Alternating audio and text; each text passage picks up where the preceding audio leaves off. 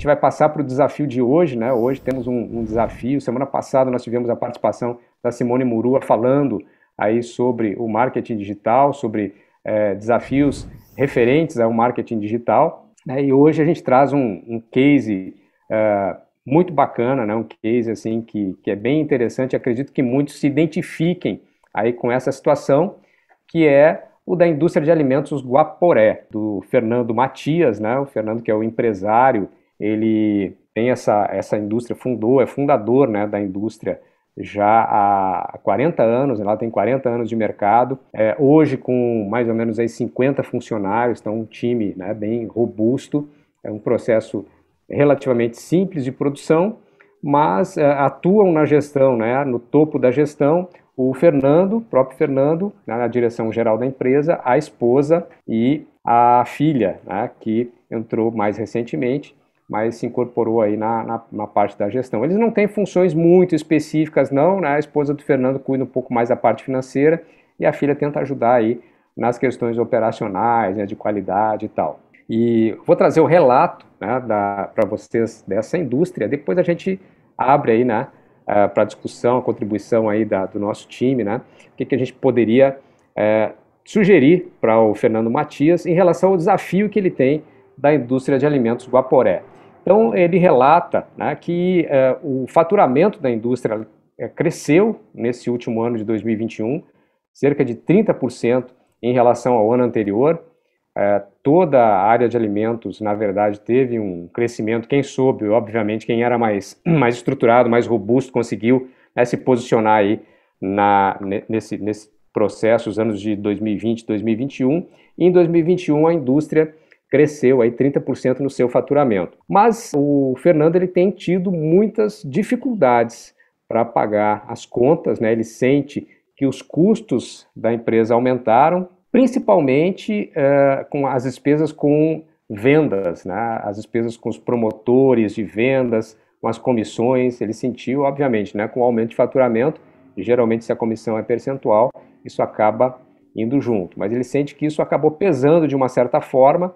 Não deu mais detalhes sobre isso, mas sente que a empresa tem essa dificuldade, apesar desse aumento de faturamento, e não consegue pagar suas contas, como já aconteceu no passado, em que inclusive o faturamento era um pouco menor. 70% dos funcionários da empresa, gente, tem mais de 10 anos, então são funcionários antigos, né, funcionários que já estão aí na empresa há bastante tempo, e uma característica interessante desses funcionários é que eles não são muito amigos da tecnologia, né? Pelo que o Fernando relatou para a gente. Eles utilizam pouco o sistema informatizado da empresa e o empresário não sabe dizer se esse sistema atende, né, na opinião dele, atende à necessidade básica da empresa, mas os funcionários eles usam normalmente várias planilhas em paralelo para os controles, tanto financeiros como controles de produção, né, controles de vendas, todos eles utilizam aí a planilha eletrônica como forma de auxiliar, né, nesse controle dos números. E a maioria das decisões, elas são tomadas com base na experiência do empresário, né? Então, o Fernando, ele conta muito com a sua experiência na tomada de decisões e pauta, né, muitas decisões de hoje com base no que ele já fazia no passado, ao longo desses 40 anos, né, nos erros e acertos que ele teve ao longo do período. E aí, gente, qual é o grande desafio, né, que o empresário traz para a gente? Ele sente que ele precisa profissionalizar mais, né, ele relata que vê outras empresas com nível maior de profissionalização, mas principalmente ele diz que está muito cansado, né? Imagina, 40 anos aí tocando, né, um negócio, não é para qualquer um. Então ele diz que centraliza muito as decisões e se sente muito cansado dessa rotina, né, de ir para a empresa todo dia, das coisas dependerem dele, mas ele gostaria realmente de trabalhar menos, né, gostaria de ter uma vida mais tranquila, um pouco, aproveitar um pouco mais os frutos daquilo que ele construiu, o benefício, né, de poder talvez chegar um pouco mais tarde ou deixar de ir, né, alguns dias, enfim, que as coisas não dependessem tanto dele, mas ele sente que se ele se afastar da empresa, pode haver um prejuízo aí nos resultados, né, isso pode prejudicar os resultados da empresa. E a grande questão que ele traz, né, nesse desafio é como fazer essa transição sem comprometer a saúde, principalmente a saúde financeira da empresa.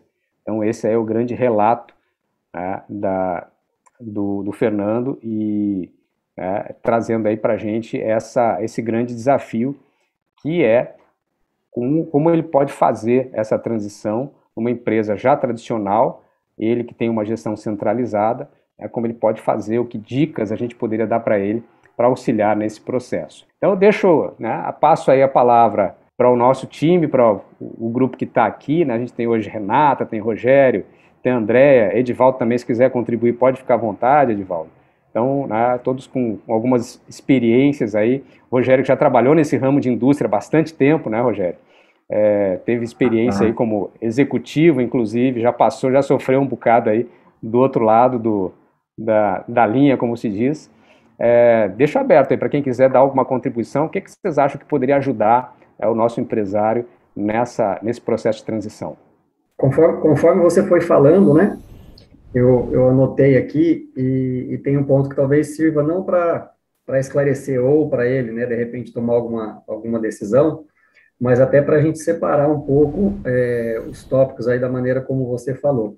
Porque o que deu para perceber? Quando você passou ali que não tem as funções muito bem definidas, né, seja dele, da esposa, da filha, eu imagino que talvez o restante da organização talvez também não tenha. Então, a gente costuma fazer dentro da indústria, né, em muitos clientes que a gente atende aqui, uma primeira análise, uma primeira classificação ali, que a gente costuma colocar numa tríade, né, a gente usa bastante a ideia de tríade. Então, a gente fala bastante em processo, em pessoas e em sistemas dentro da organização. E Perfeito. talvez o primeiro ponto, e aí nesse caso dele, né, eu começaria pelos processos, para entender, porque se ele não tiver processos claros de como a organização dele funciona, né, de como a indústria dele funciona, não vai adiantar muito ele trabalhar, por exemplo, para desenvolver as pessoas. Porque normalmente você vai falar o seguinte, né, eu preciso que essa pessoa haja e execute atividades desta forma, né, seguindo este procedimento. Se você não tem o procedimento, você vai ficar nas mãos do que aquela pessoa vai fazer do jeito que ela quiser fazer, porque você não tem um procedimento definido, você não tem processos definidos. Né? A mesma forma para a organização dele, né? Para a divisão das tarefas dele. Né? Como o Edivaldo comentou aí, que ele trabalha de uma maneira mais centralizada. Né? Você comentou e o Edivaldo colocou aí, primeiro impasse, né? Se ele é centralizador, a parte do processo, como é que a gente faz? Né? Tudo depende dele, como é que ele vai se ausentar, por exemplo, um dia, né? Uma semana, ou de repente tirar umas férias, se tudo depende da decisão dele. Então, acho que começaria por analisar como que estão os processos, né, como que estão divididas as atividades, as tarefas, as responsabilidades, né, principalmente, inicialmente para ele, para a esposa e para a filha, para que cada um tenha essa noção, e efetivamente fazer uma descrição. Né? Quando a gente fala do processo, definir o processo e escrever, para que possa ser comunicado e que cada um tenha ideia da sua responsabilidade. Numa sequência, a gente iria ali para as pessoas. Você comentou também com relação ao tempo, né, de casa das pessoas que têm mais de 10 anos, de repente não tem muita intimidade ali, ou não tem muita facilidade, né, para trabalhar aí com mais informática, com algo mais moderno, digamos assim. E um ponto também que a gente observa bastante por aqui é que o uso de planilha, por exemplo, principalmente, né, planilha em Excel, os controles, né, em Excel, não é um problema em si, né? O problema é quando você fala dos controles paralelos. Esse é o problema. Então, a empresa tem os controles ali numa planilha, que ele tem que entrar com os dados, fazer os gráficos de forma manual, né, fazer um fechamento no final da semana de como foi a produção, ou mesmo durante no fechamento do dia, ou alguma coisa assim, nem é tanto problema. O problema são os controles paralelos, ou as planilhas paralelas, né? Esse é o problema.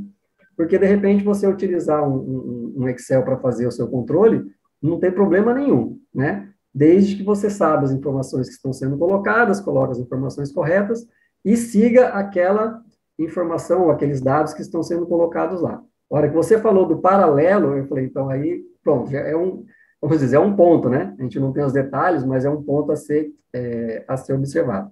Só depois de avaliar isso, né, de processos e de avaliar as pessoas, no caso, porque daí você tendo os processos, tem condições de avaliar o que essas pessoas precisam efetivamente ser treinadas, e aí a gente pensaria alguma coisa em sistemas.